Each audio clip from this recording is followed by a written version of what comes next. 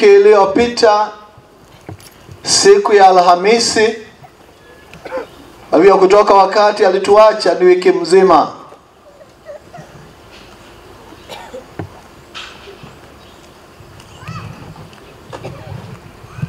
Kwa ukweli mpaka sasa hatujajua kiini cha vile yeye alituacha.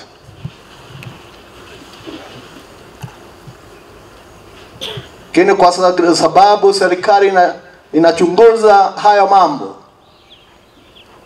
hivi karibuni tutaambiwa ni nini hasa kiliua ndugu yetu ambaye hapo awali hakuwa mgonjwa. Kwetu sisi siku hii ya leo,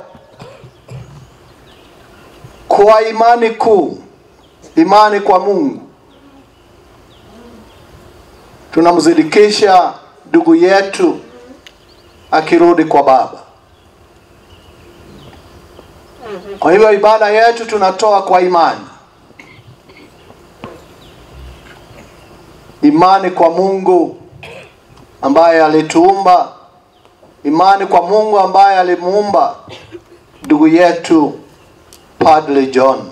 Ya Suleimani sura ya 4. Somo la kwanza latoka katika kitabu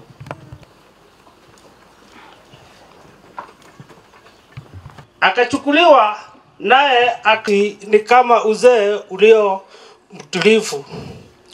Huyo alionekana amempendeza Mungu, akapendwa naye. Mchungaji wangu, sitapungukiwa na kitu.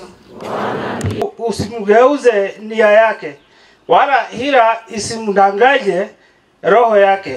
Ndiye mchungaji wangu.